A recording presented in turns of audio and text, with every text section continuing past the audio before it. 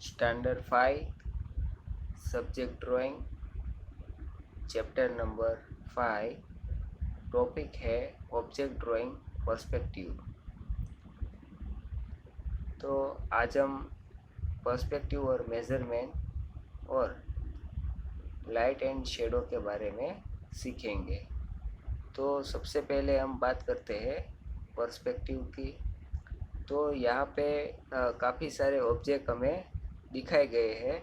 तो यहाँ पे सबसे पहले हम यहाँ पे देखते हैं कि यहाँ पे एक ऑब्जेक्ट है, यानी कि स्क्वायर बक्सा है। तो उसको यहाँ पे जैसे मैंने डॉट किया है वहाँ से हम देखते हैं। तो लेफ़्ट और यहाँ पे लेफ़्ट और राइट साइड आप देखेंगे कि वहाँ पे जो लाइनिंग जो है सेंटर की लाइन से आसपास की जो लाइनिंग है वो छोटी हमें दिखाई देती है। तो ये छोटी क्यों दिखाई देती है? क्योंकि वो पर्सपेक्टिव में है, वो डेफनेस दिखाई देती है, यानी कि वो दूरी दिखाई देती है। ठीक है। तो पर्सपेक्टिव यानी क्या और मेज़रमेंट। पर्सपेक्टिव यानी कि जो चीज़ जैसी है वैसे ही साइज में जो हमें देखने का जो ज्ञान है उसको पर्सपेक्टिव कहते हैं। तो यहाँ पे आप देख सकते हैं कि वही बक्सा जो है वो हमारी नज़रों से नीचे की ओर है। तो अगर वो बक्सा नज़रों से नीचे की ओर है तो उसकी ऊपर की सतह है वो हमें यहाँ पे दिखती है और उसकी लेफ़्ट और राइट साइड हमें दिखेगी। तो हमारी नज़र से जो नीचे की ओर ये बक्सा है तो उसका जो पर्सपेक्टिव कैसा रहेगा, तो यहाँ पे हमें दिखाई गया है। तो ये जो बक्सा है उसकी दोनों लाइनिंग यहाँ पे आप देखो तो एक छोर पे यहाँ पे मिलती हुई नज़र आएगी। तो उसको बोलते हैं डिसअपियरिंग पॉइंट, यानी कि विलीन बिंदु। गुजराती में उसको विलीन बिंदु कहते हैं। तो ये डिसअपियर पॉइंट क्या होता है? तो मान लो कि यहाँ पे आपको यहाँ पे एक रेल की पटरी दी गई है, उसका हम एग्जाम्पल लेके आपको प्रॉपर समझ में आएगा। तो उसका बढ़िया एग्जाम्पल ये रेल की पटरी है।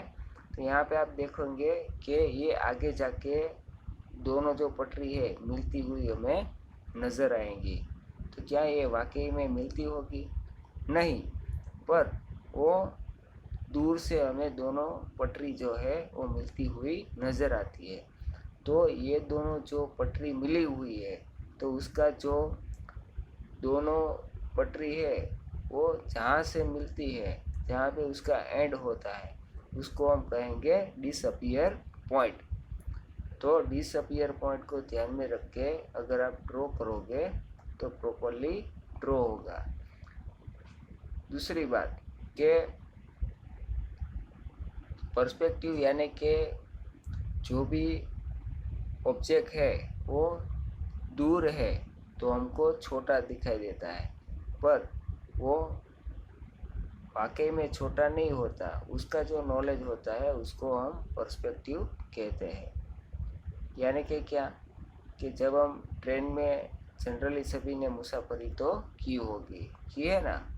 तो उसमें क्या होता है कि जो हम रेलवे की विंडो में देखते हैं तो दूर के जो ट्री होते हैं वो हमें छोटे दिखते हैं और पास के जो ट्री होते हैं वो बड़े दिखते हैं। तो दूर के जो ट्री है वो छोटे दिखते हैं। तो क्या वाकई में वो छोटे होते हैं? नहीं, पर हमें छोटे क्यों दिखते हैं? क्योंकि वो हमसे दूर है। ये हमारा जो नॉलेज है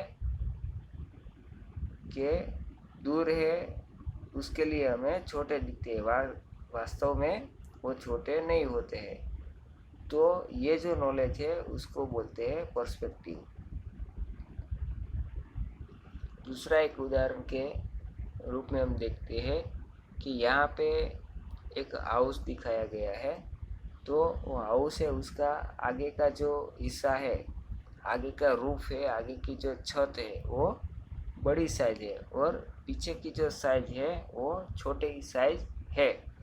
तो हाउस क्या इस तरह से छोटी और बड़ी साइज में उसका रूफ होता है, उसकी छत छोटी बड़ी होती है? नहीं, पर वो क्या दिखाता है, ये डेफनेस दिखाता है। यानी कि इसको अगर आपको ड्रॉ भी करना हो तो ये पर्सपेक्टिव हमें नॉलेज होना चाहिए कि यहाँ पे पीछे की साइड जो है वो डेफनेस, वो दूरी दिखाती है, तो उसके लिए वो आगे जाते जाते छोटा होता जाएगा, तो उसको बोलते हैं डिसअपियरिंग पॉइंट। दूसरे के एग्जांपल है कि यहाँ पे आप देखते हो कि एक बकेट है, बाल्टी है, और यहाँ से उसको देखा जाता है, यानी कि हमारी नज़रों के पैरेलल ये बकेट है। तो पैरेलल बकेट है तो उसका जो सतह है, यानी कि उसकी ऊपर की जो सतह है उसके पैरेलल हमको दिखाई देता है। और दूसरा एग्जांपल लेते हैं कि ये दूसरी बकेट है, उसको यहाँ से थोड़ी ऊपर की ओर, यानी कि हमारी नज़रों से वो बकेट अब थोड़ा नीचे की ओर है, तो उसका ऊपर का हिस्सा जो है वो किस तरह से, अंदर का जो हिस्सा है वो हमें ज़्यादा दिखेगा। तो ये जो है वो पर्सपेक्टिव है, यानी कि कोई भी अगर आप ऑब्जेक्ट बनाते हो तो वो किस पोजीशन में है उसका नॉलेज हमें होना चाहिए। उसके बाद हम देखते हैं यहाँ पे स्टेयर है, यानी कि सीढ़ियाँ बनाई गई है, 3 सीढ़ियाँ यहाँ पे हमें दिखाई दी है, ठीक है। तो यहाँ पे ऊपर की जो सीढ़ी है वो छोटी है, बीच की जो सीढ़ी है उससे बड़ी है, और नीचे की जो सीढ़ी है वो उनसे भी बड़ी है। तो क्या वाकई में ये छोटी बड़ी सीढ़ी होगी? नहीं। पर तो ये छोटी बड़ी क्यों दिखाई देती है? ये छोटी बड़ी उसके लिए दिखाई देती है कि ये पर्सपेक्टिव में है। यानी कि क्या, कि यहाँ से आप देखोगे कि दोनों जो छोड़ है आगे जाके, ये जो दोनों लाइनिंग है वो आगे जाके मिलती हुई हमें दिखाई देगी, तो ये हुआ पर्सपेक्टिव। तो यानी कि ये जो सीढ़ी है वो छोटी बड़ी नहीं होती, पर वो आगे जाते जाते हमसे पहली जो सीढ़ी है वो हमारे बिल्कुल करीब है, दूसरी जो सीढ़ी है वो थोड़ी हमसे दूर है, और तीसरी जो सीढ़ी है वो हमसे ज़्यादा दूर है। इसके लिए वो दूर है, उसके लिए हमें छोटी दिखाई देती है। तो ये जो स्टेयर है, ये जो सीढ़ी है, उसको ड्रॉ करते समय ये बात का आपको नॉलेज होना चाहिए। और आगे देखते हैं कि यहाँ पे एक स्क्वायर बक्सा है, तो एक स्क्वायर बक्सा है, उसके 3 एंगल यहाँ पे हमें दिखाए गए 1 2 3, और ये यहाँ पे हमारा, यहाँ से हम देखते हैं तो ये हमारा होगा डिसअपियर पॉइंट। यानी कि ऑब्जेक्ट एक ही है, पर अलग अलग एंगल से जब आप देखोगे तो उसका शेप जो है वो हमें अलग अलग दिखाई देगा।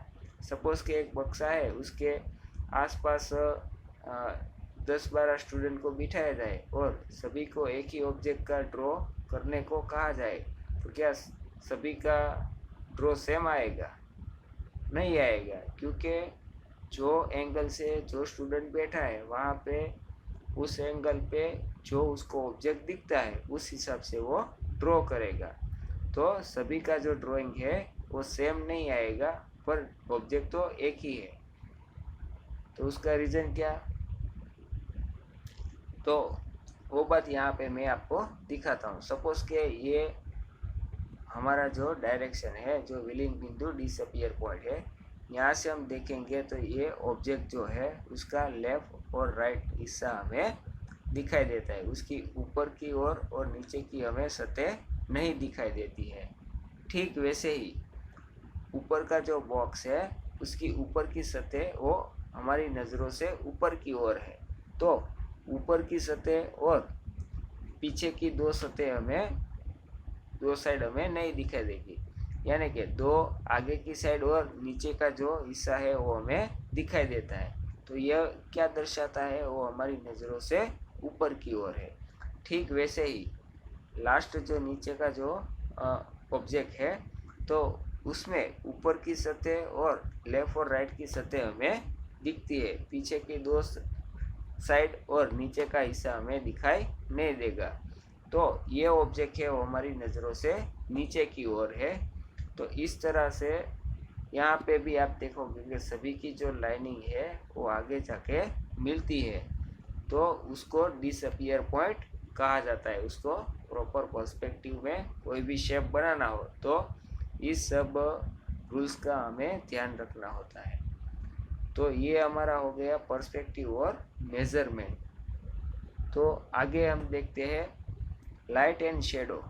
तो यहाँ पे अलग अलग जियोमेट्रिकल शेप दिए हैं, उसके ऊपर लाइट आती है। तो कहाँ पे लाइट टोन है, कहाँ पे डार्क टोन है, और ये जो शेप है उसके ऊपर लाइट कहाँ से आती है उसका हमें नॉलेज लेना है।